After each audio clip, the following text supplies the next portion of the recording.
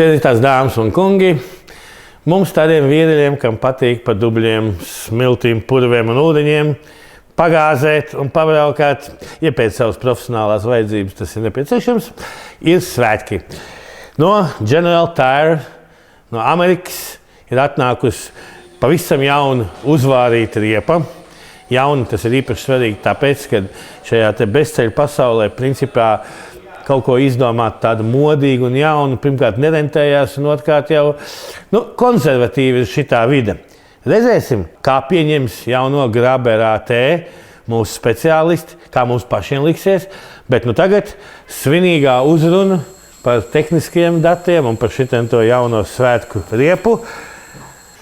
Pēterim Priedēm Atlas Motors un Atlas riepas tēvam šeit Latvijā. Jā, sveiki visi! Man ir tiešām liels prieks pastāstīt par jauno modeli General Grabber AT, kas pakāpeniski aizvietos iepriekšējo modeli, kas bija AT2. Šitas modelis tikai uzlabo īpašības no vecā labā AT2. Viņš ļoti labs tāds, ko sauc 50/50 braukšanā, kad cilvēks, kas ikdienā lieto savu mašīnu, brauc ikdienas darīšanās pa pilsētu, pa šoseju, bet arī viņš ir liels mašinieks, mednieks, atpūtas cilvēks, kam jābrauc mežā iekšā pļavās, pa grantāniem ceļiem. Galvenā starpības ap šito riepu un veco ir, kad viņa General Tire Engineer uzlabo uz ceļas braukšanas īpašības. Viņš ir ievērojami klusāks, viņam ir lielāks ūdens kanāls, kur izspiež ūdeni ārā.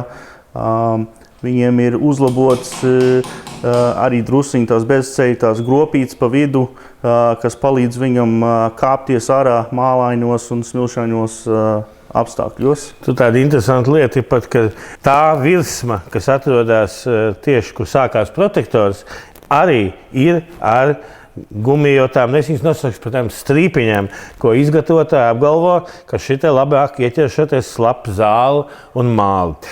Pēters piesauc par to komfortu uzlabošanos. Tas ir ļoti jauki, ka tā gadījumā būtu vienīgais maza baili par to, kas notiksies ar bezceļu īpašībām. Ja tās tāpat saglabāsies, kā bija iepriekšam Grabberam, tad cepuri nost un kāja virsū. Principā zīmējums ir ļoti simpātisks pat no mākslinieckā viedokļa, ka es ļoti saprotu, kāda te māksla galvenais, lai viņi iet. Bet šīs te lielās rievas, kur dabūt šļuru ārā un ūdeni, tās zināmā mērā pārliecina. Un es domāju, ka šosejas braukšanai te būs gan drošība, gan arī, kā saka, stabilitāte. Inženieris, starp citu, apgalvoja arī, ka vadāmība uzlabosies arī bezceļa apstākļos. Ko? Mums atliek to tikai pārbaudīt. Īstenībā esmu kaismīgs un naidīgs, nāvīgs vārda testi nelietotājs. Necieši Latvijas apstākļos, ir sevišķi vēl televīzijas apstākļos stāstīt, ka mēs tagad taisam tests. Mēs varam pamēģināt, kā mums izdodas ar konkrētām riepiņām apieties.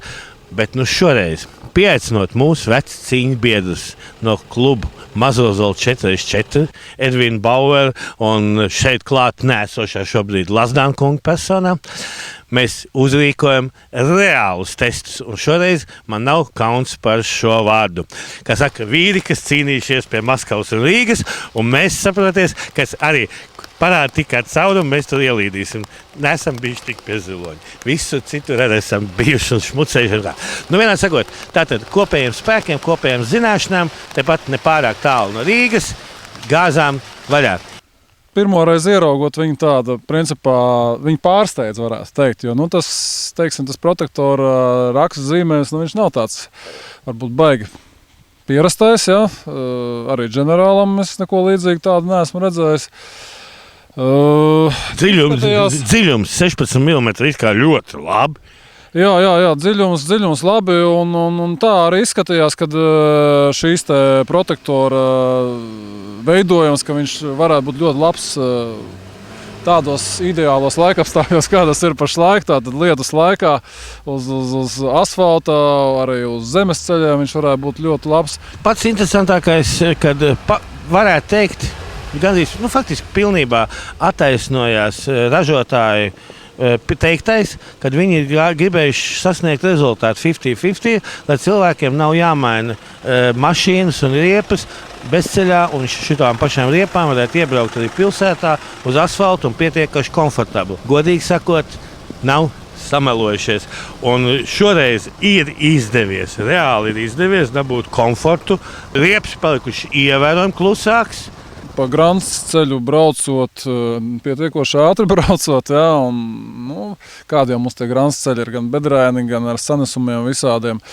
Īstenībā ļoti labi turās tās riepas, ļoti labi tur mašīnu.